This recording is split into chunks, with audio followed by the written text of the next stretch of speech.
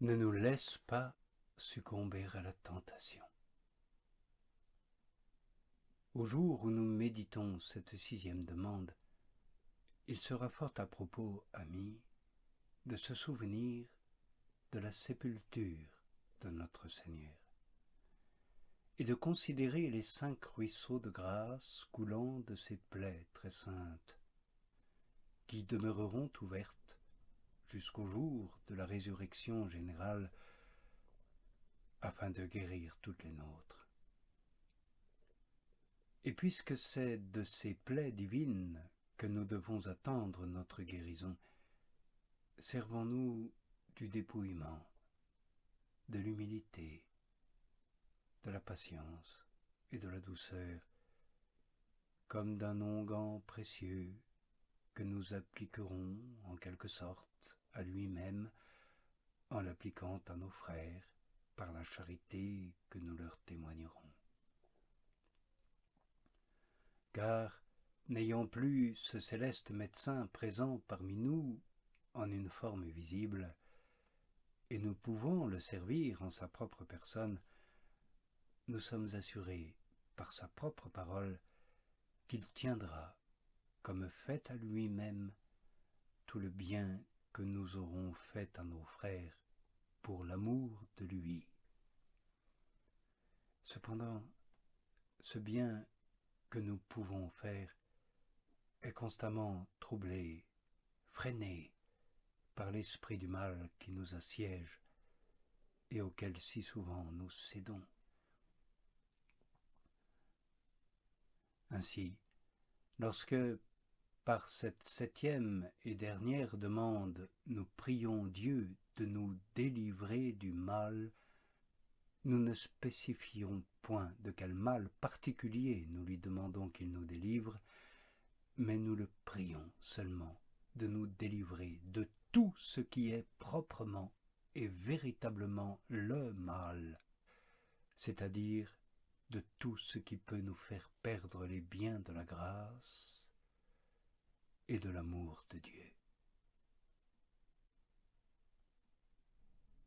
Entre ces différents maux qui nous accablent, il y en a qui sont proprement des peines conséquentes à notre état de pécheur, comme les maladies, les afflictions, les déplaisirs qui touchent à l'honneur ou autres semblables. Mais cela ne se peut pas proprement appeler des maux, sinon en tant qu'ils servent d'occasion pour tomber dans le péché. Et par cette même raison, les richesses, les honneurs, les réussites et tous les biens temporels se peuvent avec sujet appeler des maux,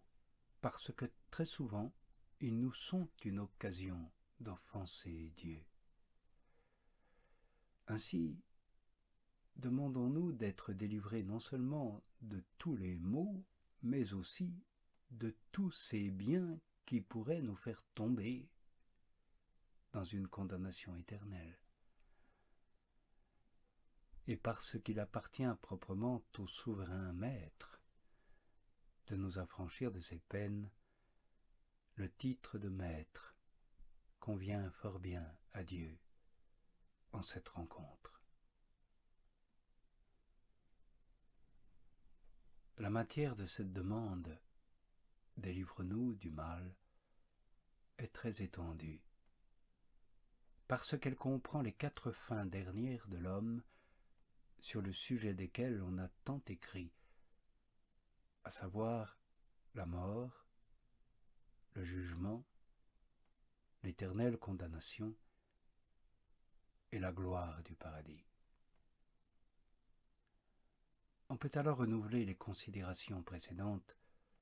parce que tous les bienfaits que nous avons reçus de Dieu et qui sont particulièrement exprimés dans les 6 titres glorieux que nous avons médités, étant ramassés ensemble, nous nous trouverons chargés et comme accablés du poids de ses grâces et de ses faveurs. C'est pourquoi nous devons nous les représenter tant pour confondre notre présomption que pour fortifier notre confiance. Car quelle doit être notre confusion de voir qu'ayant un si bon Père, un roi si puissant, un époux si affectionné, un pasteur si vigilant, un rédempteur si miséricordieux et un médecin si habile et si charitable, nous sommes néanmoins si ingrats et tirons si peu de fruits de tant d'avantages. Oui, quelle crainte, ami, ne doit point donner d'un côté cette multitude de bienfaits dont il plaît à Dieu de nous combler, et de l'autre cette extrême tiédeur et cette sécheresse de cœur avec lesquelles nous y répondons bien souvent. Mais ce nous doit être une grande et incomparable confiance d'avoir à paraître devant celui qui, étant notre Maître, est en même temps notre Père, notre Roi, notre époux et tout le reste. Et on peut finir notre méditation et conclure cette oraison reçue de Jésus lui-même par l'action de grâce que David rend à Dieu dans les 5 versets que l'Église a mis dans l'office divin et qui parlent ainsi: « Ô mon âme, bénis le Seigneur,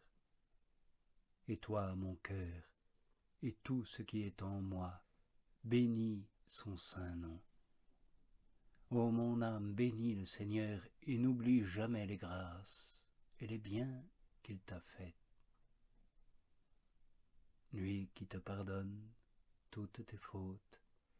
et te guérit de toutes tes maladies,